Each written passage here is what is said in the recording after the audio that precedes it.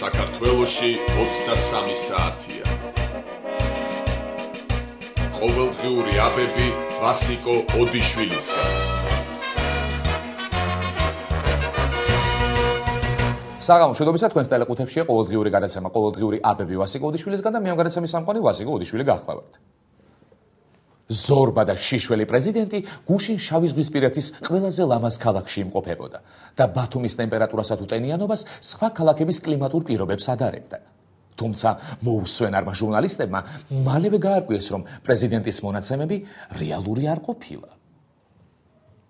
ბოდრუმი 22 გრადუსი, ტენიანობა 68 გრადუსი. ბოდრუმი, თურქეთი, 20 ოქტომბრის მონაცემებით საშუალო ტემპერატურა ცელსიუსის შკალით 21 გრადუსი, ტენიანობა კი 72% და არა გრადუსი, როგორც ამას პრეზიდენტი ამბობს. იალტა, უკრაინა. ტემპერატურა 19 გრადუსი, ბათუმზე 9 გრადუსი ნაკლები, უბრალოდ 18 გრადუსია, 18 გრადუსი და ტენიანობა 67. იალტა, უკრაინა, ტემპერატურა 18 გრადუსი, ტენიანობა 74%. ნიცა, საფრანგეთი. ტემპერატურა ახლა ნიცაში 6 გრადუსი ტემპერატურა და ტენიანობა 53 გრადუსი. ნიცა, საფრანგეთი, ტემპერატურა 14 გრადუსი, ტენიანობა კი 56%. ბარსელონა, როიძახიშო სულ ბარსელონას ადარებ რატომ ადარებ. ბარსელონა 3 გრადუსი ამ წუთში, ბარსელონაში ტემპერატურა და ტენიანობა 81 გრადუსი. ბარსელონა, ესპანეთი, ტემპერატურა 13 გრადუსი, ტენიანობა 67%. ეს იმის გასაგებად, რომ ყველა ამბობს, რომ ბათუმი არის ძალიან ტენიანი. ბათუმი ესეთი, ბათუმი ისეთი. ესე ბათუმში ახლა ტემპერატურა 29 გრადუსი, ტენიანობა არის 42 გრადუსი. ბათუმში გუშინ საშუალო ტემპერატურა ცელსიუსის შკალით 25 გრადუსი იყო, ტენიანობა კი 60%. არავინ იფიქროს, რომ პრეზიდენტი ბათუმის რეკლამირებისთვის იტყუებოდა. მე დარწმუნებული ვარ, რომ ვიღაცა შიგნიდან ებრძვის. ავიძალებით ცდილობენ, რომ პრეზიდენტს სირცხვილი აჭამონ. იმდენად გათავხედდნენ, რომ კიბერშეტევაც კი მოუწყეს პრეზიდენტის iPad-ს და შეცდომაში შეიყვანეს. ესე ნეტა ვინ უნდა იყოს ის, ალბათ ისევ ის გაქსუებული გრიგოლ გობეჯიშვილი. ზის ალბათ ეხა სახში, შემზრალა კომპიუტერში და ებრძვის ჩემს პრეზიდენტს. გრიგოლ, პირადად მე მიფრთხილდი. პირადად მე. უკაცრავად. ალბათ ახლა მორიგშეტევას ამზადებს.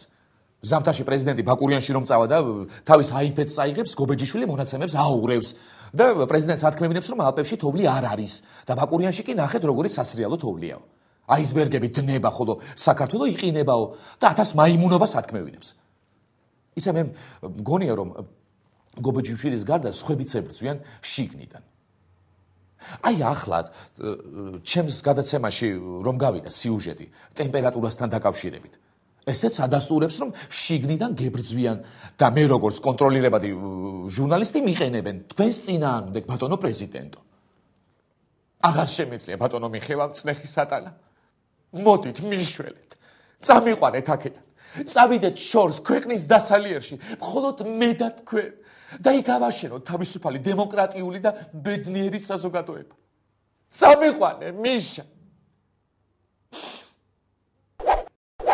ჩემი პრეზიდენტი ბათუმის უფრო გაბლატავებისთვის პარის და ეიფელის კოშკსაც გადაწვდა. ოღონდ ამჯერად ჩვენი მრავალსაუკუნოვანი დამწერლობის მეშვეობით. ბათუმის ზღვისპირა პარკში შუქურას გვერდით 5 თვეში ანბანის კოშკი აშენდება. 130 მეტრის სიმაღლის რკინის კონსტრუქციის კოშკზე ქართული ანბანის 33 ასო კოშკის გასწვრივ განთავსდება. თითოეული ასოს სიმაღლე 7 მეტრი იქნება. კოშკის თავზე დაიდგმება სფეროს ფორმის მინის კონსტრუქცია, სადაც მოთავსდება წრიული მოძრავი რესტორანი, რომელიც ერთ სრულ ბრუნს 60 წუთში შეასრულებს. სფეროში მოთავსდება ტელესტუდიები და ობსერვატორია. კოშკს 4 ლიფტი ექნება. ახალი კოშკის მშენებლობა საფუძველი დღეს პრეზიდენტმა ჩაუყარა. მიხეილ სააკაშვილი პროექტის გეგმასაც გაეცნო. დღეს ვთქვით შენებლობას ბათუმის ეიფელის კოშკის და გვინდა 5 თვე რომ ეს გაკეთდეს. 5 თვეში ქართული ეიფელის კოშკი გვექნება. მერე 3 თვეში რუსთაველის მაგივრად შანს-ელიზეს გამზირი. მოვდევნო 2 თვეში ალაზნის ველის ნაცვლად ელისეის მინდვრები და ასე შემდეგ. იქამდე სანამ კიდევ ერთხელ არ ჩამოვიყვან საფრანგეთის პრეზიდენტ ნიკოლა სარკოზის. ოღონდ ამჯერად განაწყენებულ მდგომარეობაში და ჩვენს პრეზიდენტს ისე ეტყვის. კარგი რა მეშიკო. ცოტა დაბალი ტემპით განავითარეთ საქართველოში საფრანგეთიზაცია, თორემ დემონსტრანტების ახალი ნაკადი წამოვიდა შენი საფრანგეთის საპრეზიდენტო არჩევნებში კენჭისყრის მოთხოვნით. ასე ამბობენ ამ კაცმა ერთ წელიწადში ჩვენზე კარგი საფრანგეთი ააშენა და ეგ თუ გვიშველის, თორემ საფრანგეთი უსყულის პირას არის მისულიო. ხოლო რაც შეეხება ამ ჩვენი ახალი კოშკის 130 მეტრიანობას და მასეთ განთავსებულ ქართულ ანბანს, ამას შემდეგნაირი ახსნა მოუძებნე. რამდენიმე წლის შემდეგ, როდესაც უკვე ქართული დამწერლობა ხმარებიდან ამოღებული იქნება და ინგლისურზე ვიქნებით ტოტალურად გადასულები, ჩემი პრეზიდენტი ადგება და იტყვის: "აი, ჩემო საყვარელო ხალხო, მართალია ჩვენ უკვე ლათინურ დამწერლობაზე ვართ გადასული, მაგრამ მე რამდენიმე წლის წინ ქართველებისთვის ძალიან გასაკვირი და ფაქტობრივად უპრეცედენტო ქმედება ჩავიდინე. კერძოდ კი ქართველი ერისთვის ძვირფას სიცოცხლეშივე დაუდგი ძეგლიო."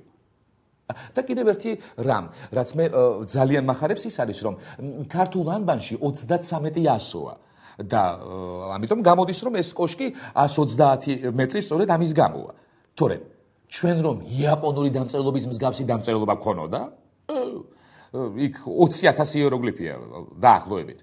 ალბათ რამდენიმე საუკუნის საქართველოს ბიუჯეტი დასჭირდებოდა ამ კოშკის მშენებლობას და კოსმოსური ხომალდებიც ამოღებული იქნებოდა მოხმარებიდან, რადგან კოსმოსში თუ რაიმე დასჭირდებოდა, ჩამოვიდოდნენ ბათუმში. აძვრებოდნენ ჩვენს უშველებელ კოშკზე და იქიდან დააკვირდებოდნენ ჩვენი პლანეტის ამა თუ იმ საინტერესო წერტილს. რამდენიმე დღის წინ კონსტიტუციური უსაფრთხოების დეპარტამენტმა სპეცოპერაცია ჩაატარა, რომლის დროსაც 2 ებრაელი ბიზნესმენი დააკავეს.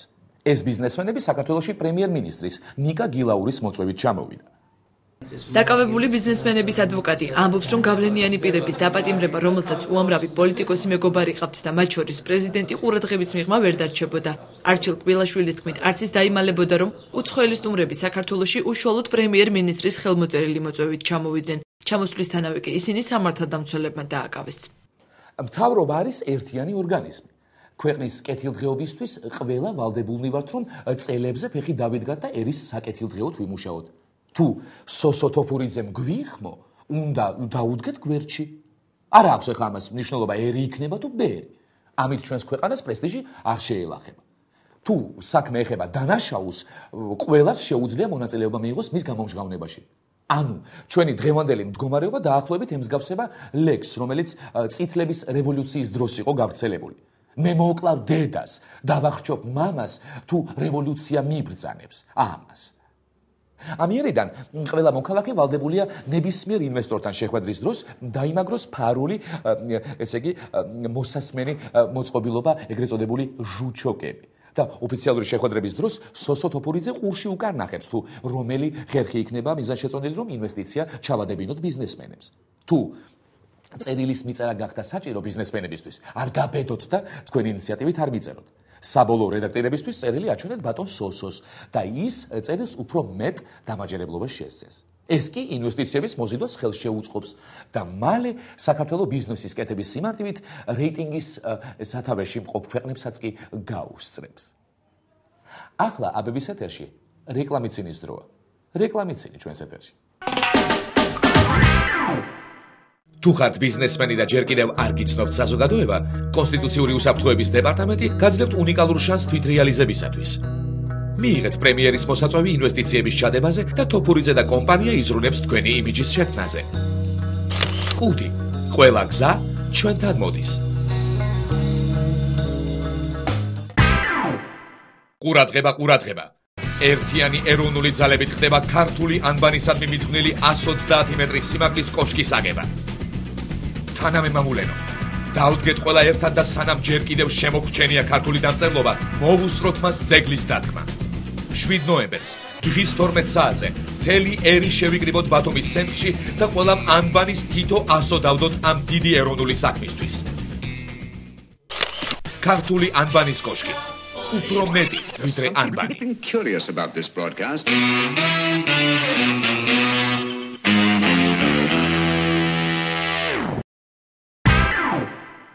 ქალაქ თბილისის მერია აგრძელებს ქალაქში ინფრასტრუქტურის მოწყობას და თბილისის განსავითარებლად უახლოეს მომავალში ახალ პროექტს განახორციელებს.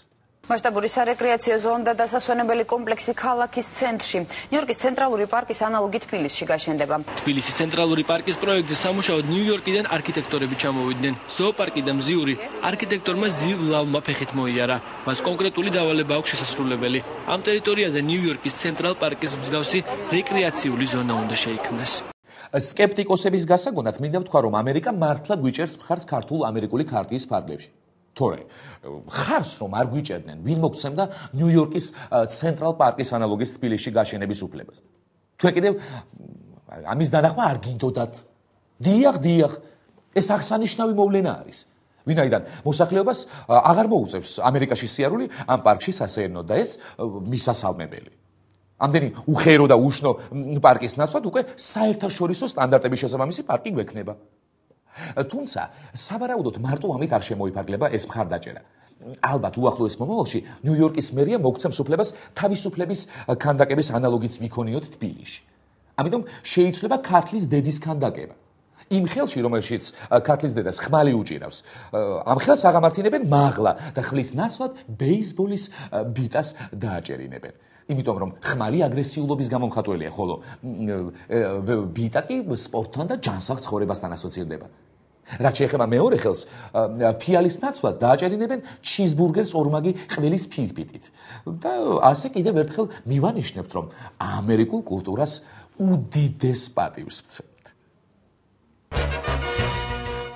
ქართველი პედაგოგები აქტიურად შრომობენ ბავშვთა ფიზიკური აღზრდის რეფორმის გასატარებლად. გუშინ ამ რეფორმას სპეციალური კონფერენციაც მიეძღვნა. როგორ მიმდინარეობს მოსწავლეთა ფიზიკური აღზრდა რეფორმა დღეს დეპუტატებმა მთავრობის წევრებთან ერთად შეაფასეს კონფერენცია სპორტისა და ახალგაზრდობის განათლებისა და ჯანდაცვის სამინისტროს წარმომადგენლებიც ესწრებოდნენ. წაიკითხეს ბავშვთა ფიზიკური აღზრდის ეროვნული სტრატეგიაც, მისი საბოლოო ვარიანტი 4 ნოემბერს დასამტკიცებლად მთავრობას წარუდგინება. დიახ, მორჩა ის დრო, როდესაც ჩვენს ბავშვებს საბჭოთა მეთოდებით ვუკავშირდით ჯანმრთელობას. ახლა თანამედროვე მეთოდებით უნდა ვიმუშაოთ.